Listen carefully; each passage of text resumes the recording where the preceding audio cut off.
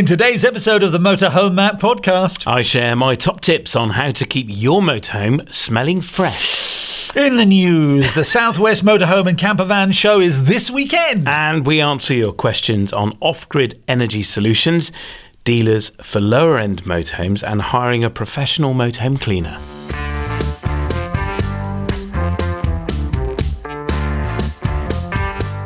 Welcome to the Motorhome Mattt Podcast. I'm Keith Gooden. And I'm Motorhome Mattt. Industry insights and expert advice for the world of motorhomes, caravans and campervans. And it's brought to you by thatleisureshop.com and sponsored by Ripe. Now, if you're listening, remember, please do follow on your favourite podcast app.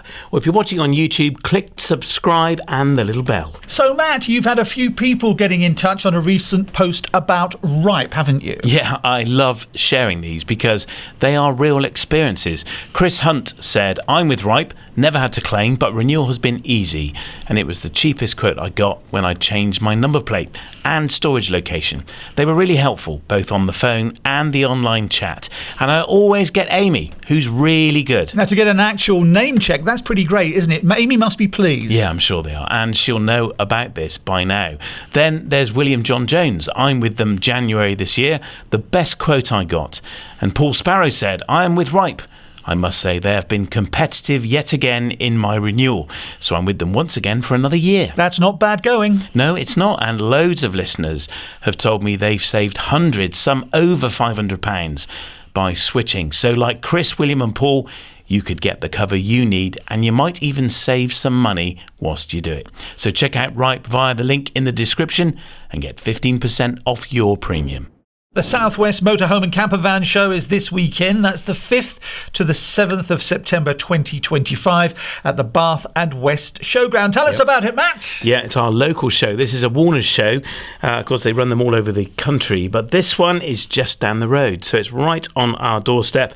So it's a big highlight for us. Hundreds of resellers of accessories and stuff to kit out your motorhome, and hundreds of dealers as well. Hundreds of motorhomes there for sale from loads of dealers across the whole of the region, including South West Motorhomes and Somerset Motorhome Centre, the owners of which, Sarah Ford and Tom Lower, will be joining me on stage live in the Advice Centre. Plan is for Sunday afternoon. Detail to follow, so check the Warner's programme. But we're talking new versus used, pitfalls of buying second-hand and new, warranty and resale value. So this is going to be a really kind of bare-all conversation, as we did before last year. Bare-all? Yeah. Bare-all? Well, they're going to stay clothed. Everything will be bared. It's going to be dead honest. That's the point. And this is going to be a great session to attend. So that is planned for Sunday afternoon in the Advice Centre, which is a huge highlight of the shows. Plus, there's all the usual entertainment. 4 nights camping for just £85, or come along for the day, just £7.50 for a day ticket. The show is on Friday, Saturday and Sunday, but you can arrive Thursday in your motorhome, caravan or tent and leave on Monday morning. They're brilliant value, great fun. Let's say we get some good weather. You get 10% off your day ticket, so just £6 after you use the code Motorhome Mattt. Find out more at mhmp.info/Warners. It's the Motorhome Mattt Podcast. I'm Keith Gooden. And I'm Motorhome Mattt. It's brought to you with thatleisureshop.com and sponsored by Ripe. Oh, Matt. Yeah? Have you dropped? It wasn't me. We're talking smells. The one who smelled it, dealt it. The one who detected it, perfected it. The one who supplied it. No, that's not right. Hey? The one who denied it, supplied it. That's it. You've gone back to primary school. He denied it, didn't he? He says, not me. It wasn't me. The one who denied it, supplied it. We're talking about smells in your motorhome. Oh. You're not coming away with me. Not if you're going to do that. So, first of all, what causes the smells in your motorhome? Well, we're going to go through a load of sources of what they... What sources cause smells? They can, yeah. Too much brown sauce. So the toilet's an obvious source of a smell. The main culprit, I would suggest. And I get loads of people complaining about the smell, either of the toilet waste or the toilet chemicals. Not the stuff you stick in it. What, the human waste? Yeah, that smells. And when you combine, let's get to the point here, poo and wee, that generates a smell. And we've unpacked this in the past, haven't we? We were talking separation toilets, the fact that then the waste doesn't smell because you've not mixed urine and poo together, or water and number twos together. So the toilet can be a big source of the smell. So picking a toilet chemical that has an aroma you like is really important, or that you can bear. I'm a big fan, as we know, of Solbio. We love the smell of it. If it ever isn't strong enough, we just drop a little dose of essential oil into the toilet, and that fixes it. And it's been a game changer for us. So the toilet is a big culprit of this, and emptying it often. So in the recent, we've had some hot weather. That's going to impact the smell from the toilet, and you need to be emptying your toilet regularly. And the longer you leave it, the more it's going to smell. So maybe every day, but certainly we empty ours every 2 or 3 days and keep it fresh. And when you bring it home, you don't let it lie to fester, do you? No, that's a really bad idea, because then it dries up almost inside the toilet cassette. So we empty ours and clean ours out straight away. Really important. The next one, I guess, is the grey water tank. So this is the water that's gone down the sinks and the shower. And that water contains spit, because you've cleaned your teeth in it. So bacteria. It contains food where you've washed up. And it contains soap, which can go off and what's the word? Glodulate. What's the word? Glodulate. It's not the word. I think that's the word. Glodulate. Let me write that down and say glodulate. What's the word? You know what I mean? It goes all thick and you know what I mean. Conglodulate. Glodulate. No, we'll go with glodulate. Yeah. But the water goes stagnant as well. Yeah, that's well. I'll write that one down as well. Stagnant. That's a real word. That is a real word. But that food can start to smell and go off. Yeah. And of course, it can attract flies and goes mouldy. So keeping your grey tanks clean, empty them regularly, and using some kind of cleaner to clean them with. We use Solbio in ours, so we pour that down the sink traps. We also use something called Slam. We sell it at that leisure shop. It's brilliant. You can pour that down the sink traps, and it will clean the sink trap, the little waste bit under the plug hole, and it eats away any debris that's formed in there that might be hair or toothpaste, and that can block sink pipes as well. This stuff's fantastic. It's really cheap. So keeping on top of your grey tank, emptying that regularly too. I must say, if we're in a location where it's not bad practice to leave the waste tap open, we do. So at a show, we might close it because we're going to sit outside the van or on a campsite. But if we're somewhere where we're camped up in a car park somewhere, we might leave the grey tap open and let it waste out straight away, drink out straight away. Don't do what I did once, which is fill your washers in your car with water from the water butt. Oh, yeah, you told me this. Yeah, that stank. That stank because it ferments, because it's got bacteria in it. And I had to, buy some special stuff to put in there to kill it all. But it really did. I bet it smelled like a pond. It was just it was just awful, because you're right. It's got bits of food in it, or as you say, it's grey, and it does ferment. The bacteria starts to multiply, and it's the bacteria that smells. What about cooking smells and damp and condensation then? So damp and condensation doesn't always smell. Damp especially doesn't always smell. And people say, oh, well, yeah, you can smell damp. You can in a house, because what you're smelling is the plaster on the walls that's got damp. In a motorhome, that isn't the case. Plastic walls, if they get damp, you just have condensation inside the wall. Wood doesn't always smell if there's wood in the construction of the motorhome. So you don't necessarily know you've got damp when if you see a stain, that could be a clue. It doesn't always smell. But upholstery getting wet can smell over time. It's a bit like your screen wash. It just goes stagnant and bacteria forms. And of course, it's the bacteria that you're smelling, not the water or the liquid that was on it necessarily. So the key there is keep on top of upholstery, make sure it stays clean.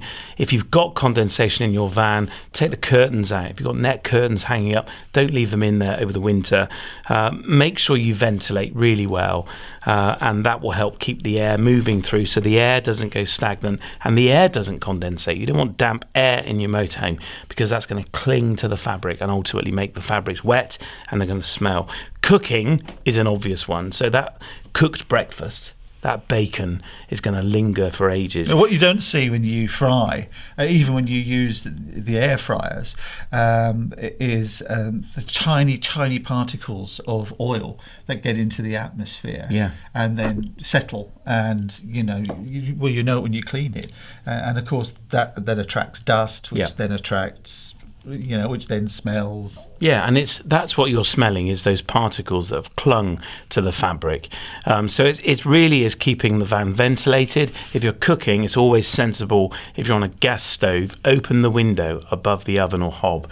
In the winter, we forget to do this. It's so important that you open a window when you've got the gas hob on, because it's generating carbon monoxide. So it's really important you're ventilating really well. There is usually a sticker somewhere in the motorhome warning you to do this, which we ignore, and we just become blind to it and we forget. So make sure you open a roof light or a side window if it's raining to ventilate, and that will help prevent and minimise the smells after you've cooked. And of course you can buy sprays that you can spray onto soft furnishings that break down that bacteria. That will help you stop the smell as well. And also when you're in a motorhome or a caravan, you're in a much smaller space than a normal living area, aren't you? Yeah. And so once these things glodulate, they coagulate. That's Thank the you, one. Maddie. Coagulate. See, I told you there's a word there. Once they glodulate, then you only need a very small amount, don't you? It doesn't take a lot of gladulation at all. No. So, and your bedding as well. Now, you might not think you stink, but you probably do. You do. So you got to change your bedding, and you got to wash your bedding, haven't you? Some people don't, Matt. Some people don't. No, it's Some true. people live like glodulators. I have no idea what a glodulator looks like. But it's true, keep your bedding fresh. Air your bed. It's really important. I read I can't remember how many litres of water we generate in a night's sleep. Litres? Yeah, and sweat. Are you sure you're sweating? Litres? Honestly. Too many wines before bed. Litres? Honestly, it was over a litre per person per night. It was a lot. In literally, do you drink a lot of tea before you get to bed, by any chance? In humidity, honestly, it's really, and that's what generates condensation. If you see my windscreen in the morning, in the spring and the autumn, you believe it. Oh, I don't want it. It's covered in water. Is it? Yeah, absolutely. We've got one of those window suckers that we suck it all off with. Yeah, right. Is it his day off today? Is it? It's glodulating somewhere. Yeah. So yeah, it's incredible how much humidity we create, and of course that sticks in the bedsheet. So air your mattress as well. Take the bedsheet off regularly. If you're living in a van for any length of time, even after a week, just lift the mattress up and let it air. And it's really important you do this with all the cushions. In fact, in our storage business, people pay us to do this. So we have a storage plan where we rotate the cushions through the winter especially, and we lift the cushions and rotate them 180 degrees, and we allow the air to move around them so mold doesn't form on them and they don't smell. Makes a massive difference. Footwear, smelly shoes is always one, isn't it? Yeah. I mean, it happens less these days because we tend to wear much more leathery shoes, don't we? Much more natural fibres in our shoes, and so people don't generally have smelly feet. Or do they? Well, they can do, yeah. It depends on... My son does. Oh, my goodness, they're horrendous. We have a box that we leave outside and it slides under the motorhome so it doesn't get wet if it rains. And our shoes and footwear all goes in there before we come inside the motorhome. So everybody has to take their shoes off, and that's our policy. And they stay outside and they can air then. And the box, we've drilled some holes in it, in the sides so it can breathe. All very clever, you see. Not in the top, because then it lets the rain in. Honestly, this is real stuff. I believe you. And if you're going to bring shoes in, consider bagging them as well. So put them in a sealed bag, especially if you do struggle with smelly feet. Footwear is one thing, but our furry friends are another. People do love to bring their dogs, don't they? Oh, wet dog smell, that's the worst, isn't it? Reg, when he gets wet, honestly, he'll roll in anything as well. So it's not even just water. If he's out on a walk... I've often wondered why he does it, but it's dogs trying to become part of the environment they're in, and they love rolling in fox poo. That's his favourite. So, Reg, do you put him in a box with holes in the sides? Stick him under the van. No, we have a special coat that we put him in, and we zip it round his neck, and he lives in that for a while to dry off. And they're brilliant. It's things like dog robes. We sell them at that leisure shop. Reg loves getting into his, but not every dog does. But he climbs in, we zip it up, and it dries him off. And he just feels safe and secure in it, and it drives him really fast, or dries him really fast. and then we don't get the wet dog smell. Are they expensive, those things?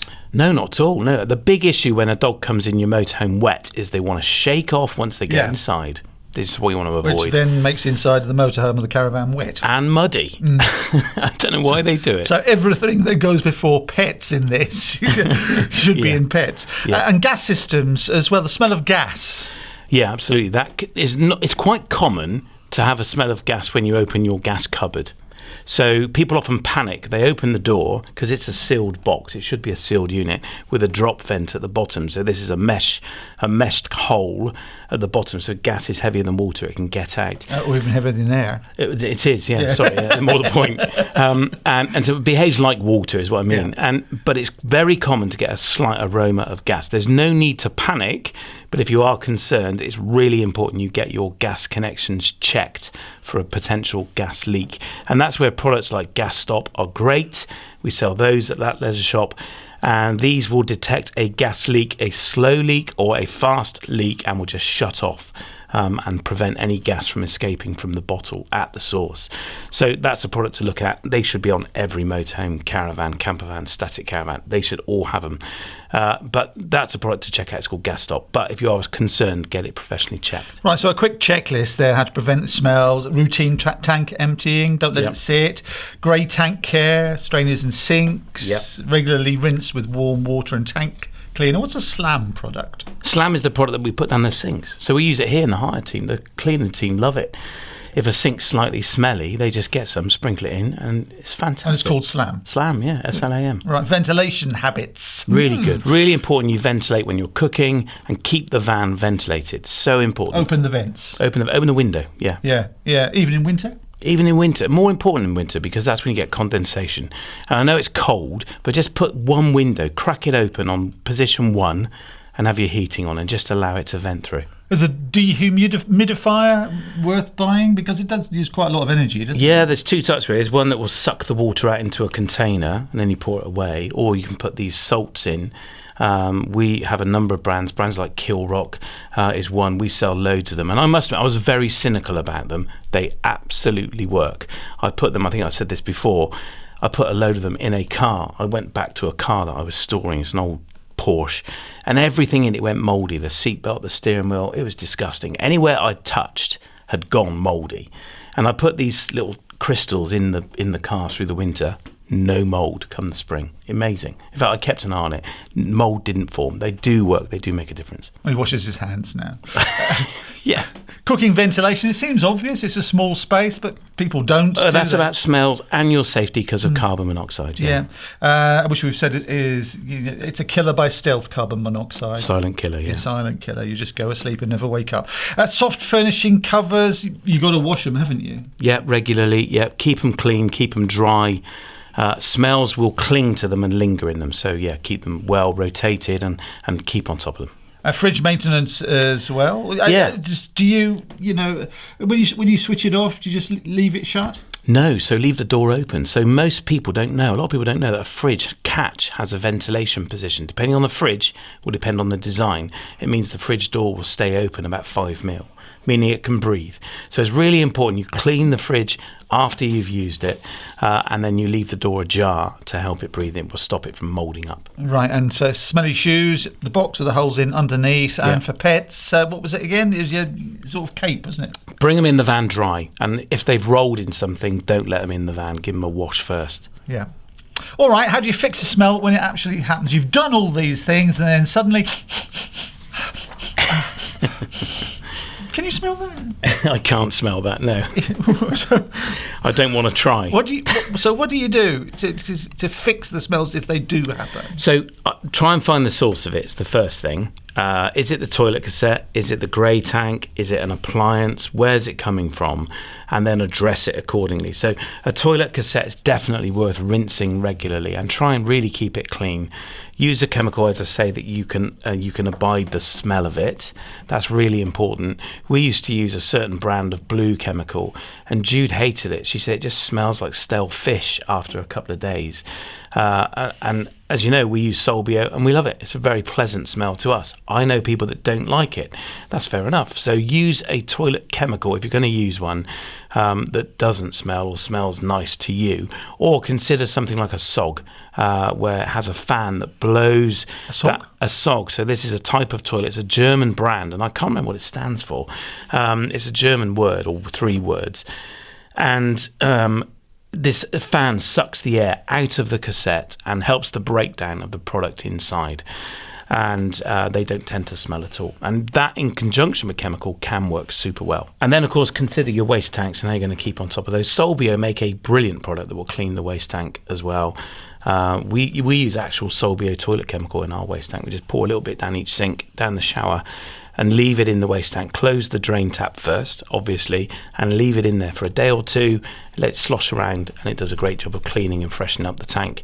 Or whatever you use to clean it, don't use Coca-Cola. I know loads of people that want to use Coke because you see these memes where or people Pepsi. Or Pepsi. They put a 2p coin in or a fizzy drink. Yeah, any fizzy drink, yeah, and it cleans the coin.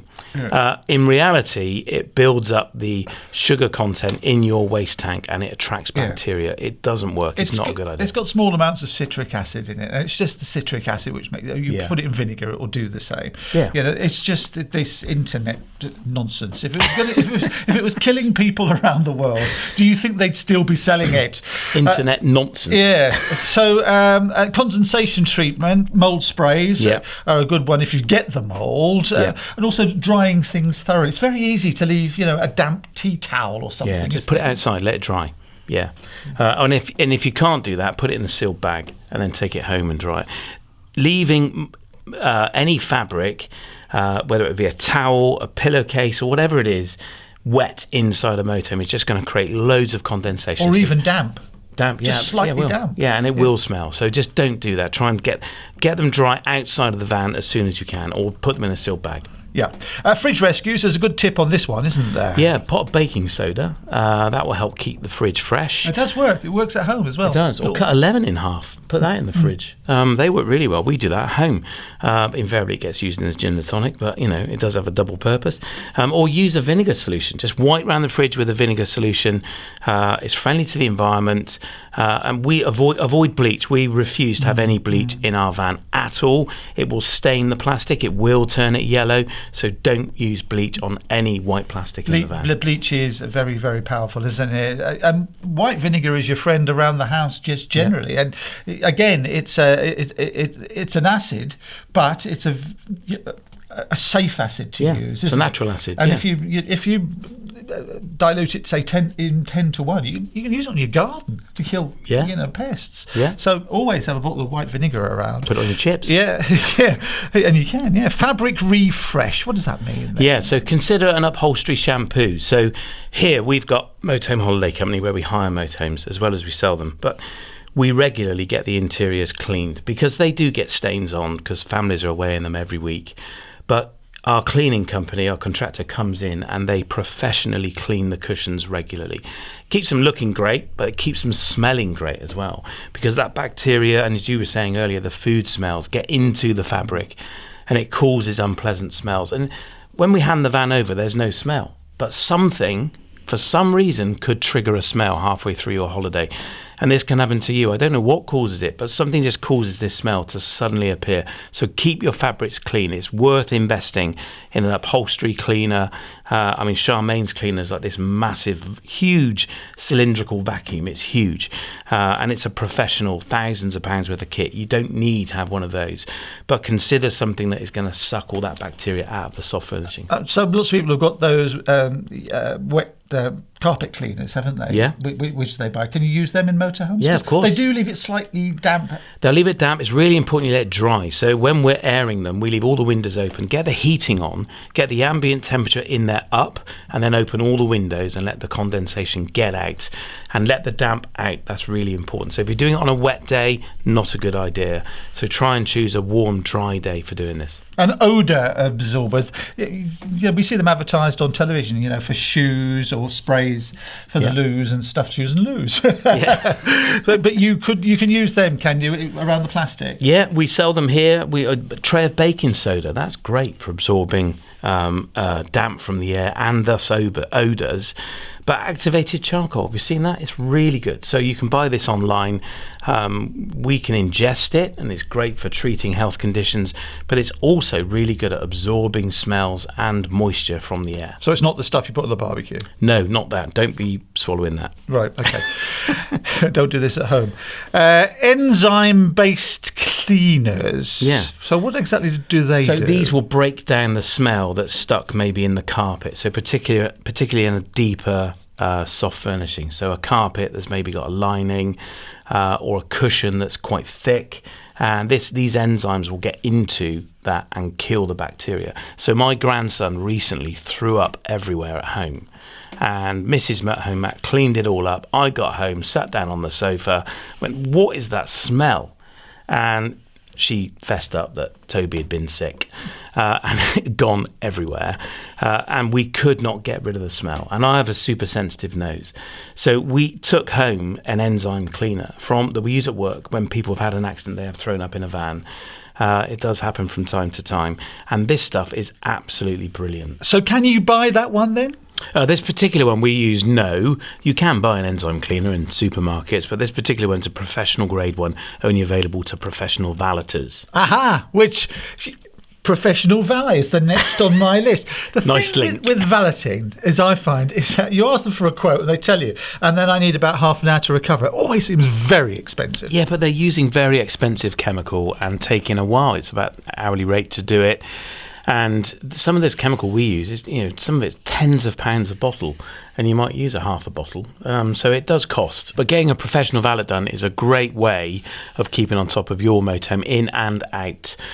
We use a professional cleaner to clean the cushions. As I say, Charmaine does a fantastic job. And we use professional grade chemicals, which we have access to because we're valeting motorhomes all the time here. But we have a valeting company come to our house once a month, and he will wash the cars, the motorhomes, and it's a monthly commitment. It's not that expensive, really, and everything gets cleaned, the cab, and it's a good hygiene clean as well, which keeps on top of the insides and the outsides. And I suppose if you're spending £150, £200 once a year to have it done, to have your motorhome professionally valeted, is that about the right price? Probably for the inside, probably £200, maybe £150. It depends on the size of the motorhome and the state of it. If you've been looking after it all year, it's not going to take that long. The outside, if you just want it washed, £50. I would definitely consider a professional company to do it, though. They know how to use the lance, the jet washer. They know how to look after the sealant, where not to spray it, so the fridge vents. I would be very cautious about taking it to a drive-through car wash where those guys come and do it for you. They don't necessarily know how to clean the outside of a motorhome properly and professionally. I'm with you. So about £350, maybe £400 as an annual investment in your pride and joy. Doesn't sound that much if you can afford it. Not really. If you spread that across the year, it's good, isn't it? And you keep on top of it and stop it smelling. Absolutely. So if you've got a stinky motorhome, we've given you the answers of how to make it smelling beautiful, haven't we, Matt? Spiffing.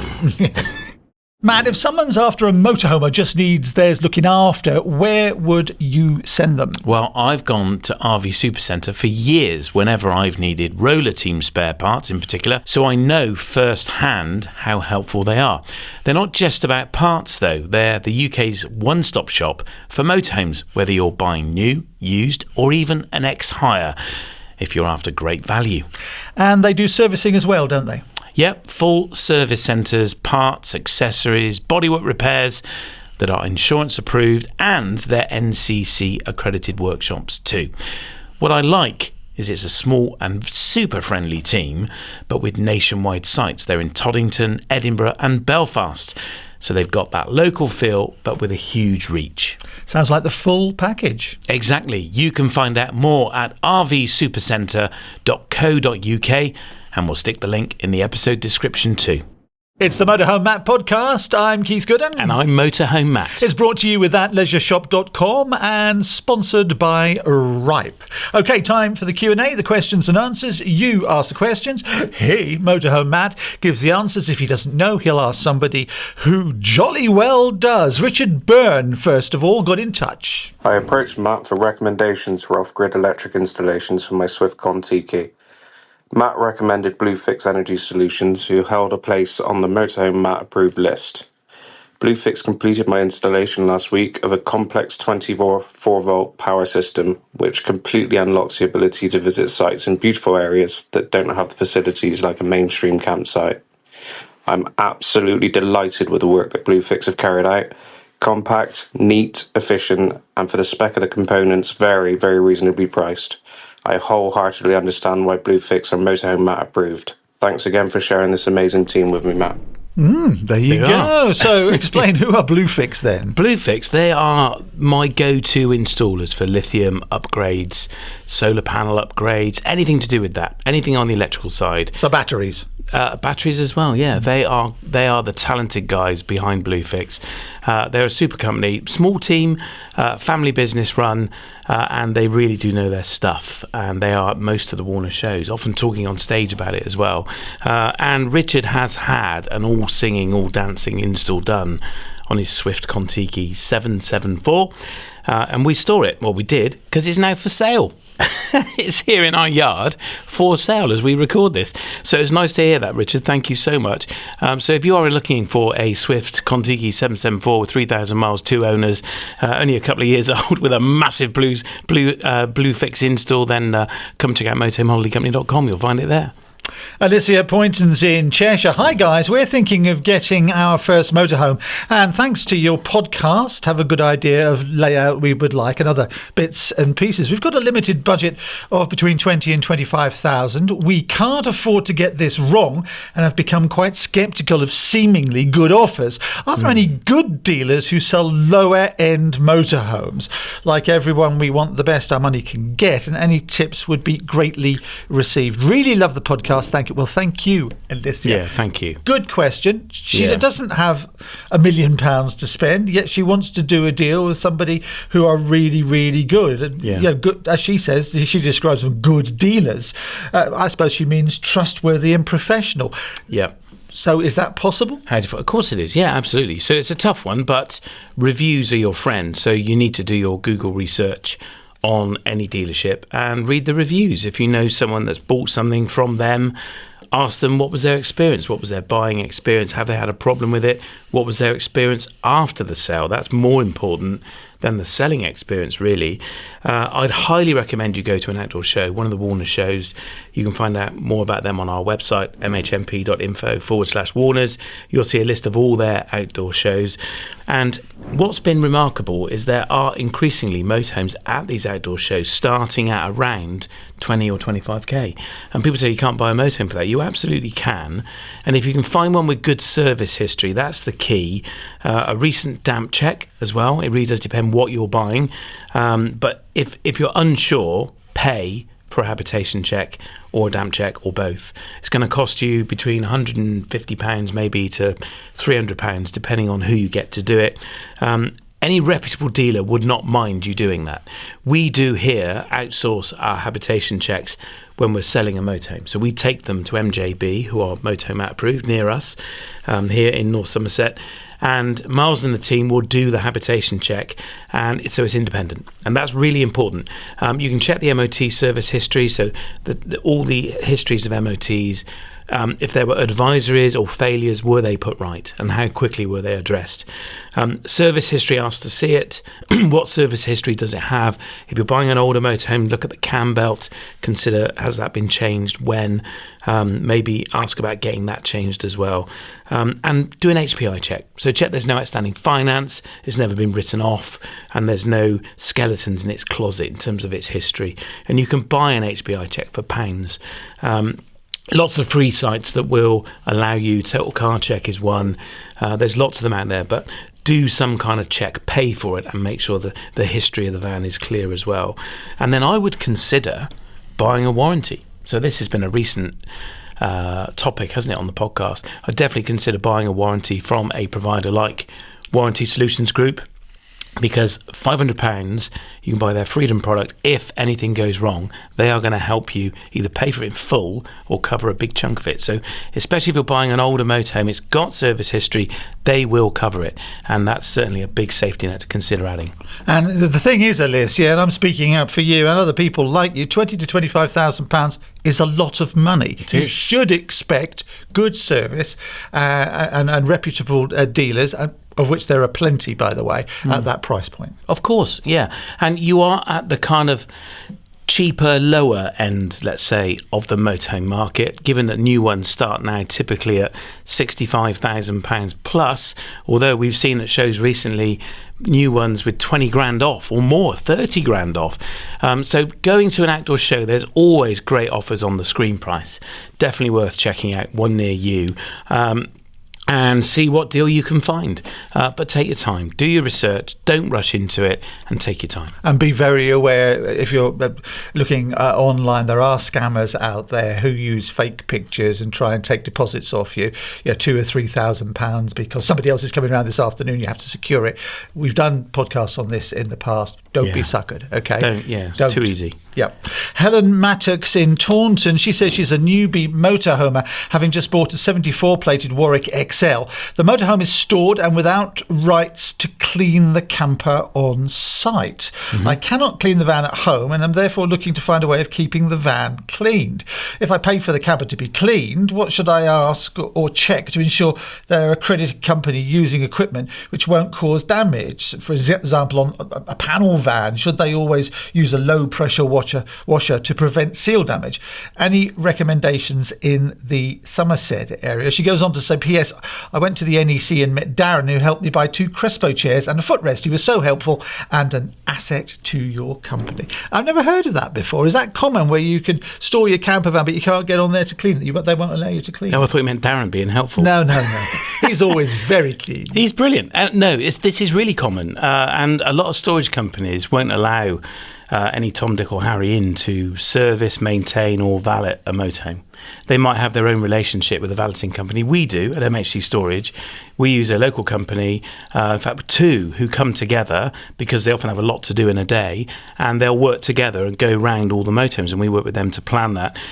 So our customers book it through us, and then we organise it with the valeters. And I must say, I presume we're doing that for security reasons. Of course, yeah. We don't want anybody in there having a look at what's there. You could take the motorhome out and get a valeter to do it, find somewhere they can do it. But you're right to query this, because there is a correct way to clean a motorhome. I often hear it said you should never use a pressure washer on a motorhome.